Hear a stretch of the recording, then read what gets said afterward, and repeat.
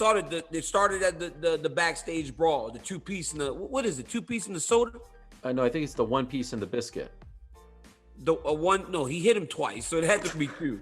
I mean, 3-piece of the soda. Okay, so 3-piece in the soda. Yeah.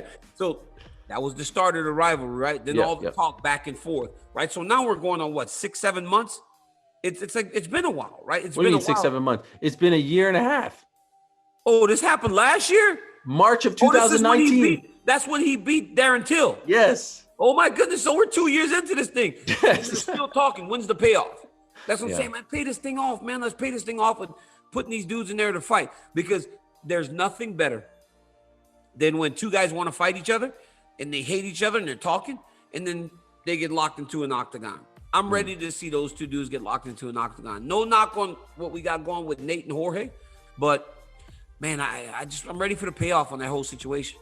I agree. And his team gets so mad at me every time I bring it up. I got into an argument with his manager, Abe Kawa, last week. Like, oh, why would you advocate for this? I'm like, I'm not advocating. Like, if the shoe was on the other foot and your guy got punched backstage, they don't like when I say jumped or tagged. Like, if your guy just got punched, then you would want to exact revenge on the guy who, like, this is just a natural, the storyline would be great. It's basically a mini version of Conor and Khabib in Brooklyn, right? A mini version of that. A mini version. Like, there was an altercation. Now people want to see the payoff, but it doesn't seem like we're getting the payoff anytime soon. By the way, that's on Rocky though, man. That's on Leon a little bit. He went into Jorge's face, and I mean, you gotta expect a dude like that, a fighter, to hit you if you're gonna get in the face. You can't just like not be prepared to get punched.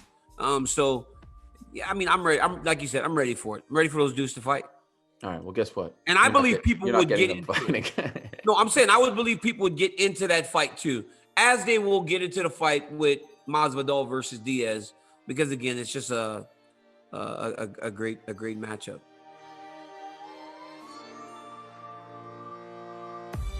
You know, you've been talking back and forth with some different people on Twitter. Is that all good fun, or is that do you have a chip on your shoulder, or do you have a little bit of animosity towards anybody in the sport right now? Because it does seem like there are some different little beefs popping up. For me, just saying how it is, to be fair, it's banter to me. You know what I mean? I don't really give what they're doing. It's like when it comes for me and talking, especially like the master manager, he's just a weird short man. You know what I mean? Just keep messaging me like. Same as Gilbert, the little tree stump. He's the same thing. He's every day. I got my Twitter. He's put something about me. You know what I mean? So I had to just shut him down today, and it's time to shut his mouth. Yeah.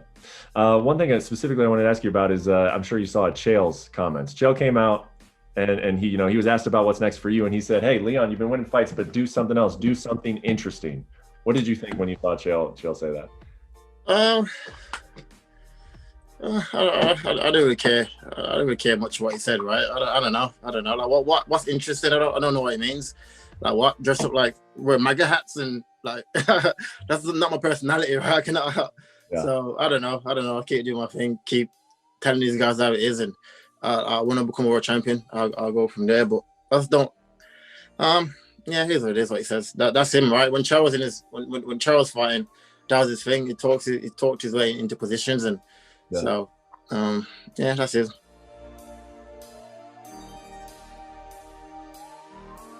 So, Ray, we also had a big win for Ovince St. Preux over Alonzo Menafield. And when you look at what Ovince St. Preux has done, 13 UFC wins, 11 finishes. And I went through 2 fight weeks with this guy over the last 3 weeks. And both times, even dealing with the COVID-19 prior in late August, he carried himself with such a confidence that couldn't believe he was an underdog, especially in this matchup. And I don't know if it was the experience or if he's just the better fighter overall, but I thought this was maybe his best performance. What'd you think of OSP?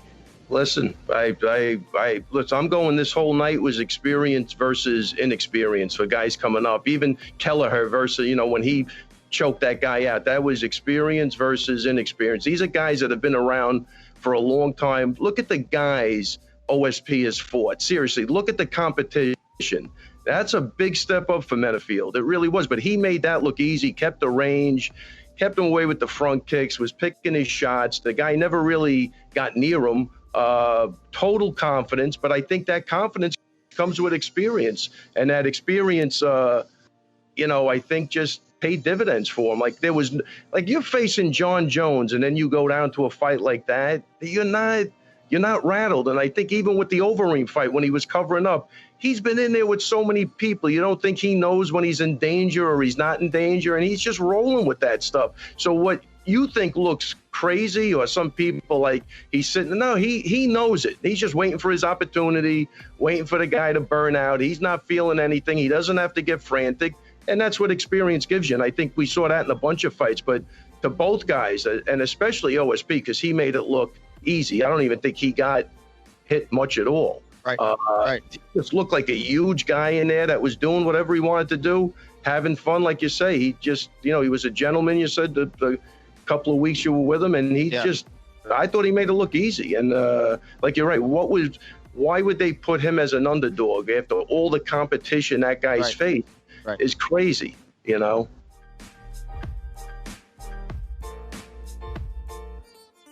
And Alistair Overeem's performance against Augusto Sakai, 5-round TKO. Ken Flo, you had him winning by round 4 TKO, so pretty close there on the prediction, but you got the method correct. And I am in awe of this man's body of work, but in awe of this performance as well. I think he was tested early on in this fight, and this very well may be the best version of Alistair. I mean, he might not be as athletic or as fast as he once was, but I think this is the best version, and this is a huge win and a career full of them. Yeah, listen, I sit here inspired. It's amazing what Alistair Overeem has accomplished in his career. Of course, the UFC championship is the one belt that has eluded him, but I was just blown away by his ability to adapt. You could really see the veteran come out of him as each round came out. He was adjusting, he was playing smart. And I think, aside from the Rosenstrike fight, and maybe the Curtis Blades fight where he got finished in the round 3, I think Overeem is most susceptible to be taken out early in a fight. Yes. He usually comes out a little bit hesitant, not sure. And I think you typically see that from the more intelligent fighters. They might be a little bit more vulnerable early on because they are kind of computing and analyzing things and trying to see what their opponent is doing out there. It was particularly difficult when you get a guy in Augusto Sakai who is a sneaky good athlete, who is fast, who kept blitzing him repeatedly and was catching him here and there. But the adjustment that Overeem made to avoid those shots defensively, clinch him up, utilize those knees, and eventually hit those takedowns really was the difference. That finish was as brutal of a finish as you will see. Oof. Dude, the first elbow was brutal. The second one was really bad.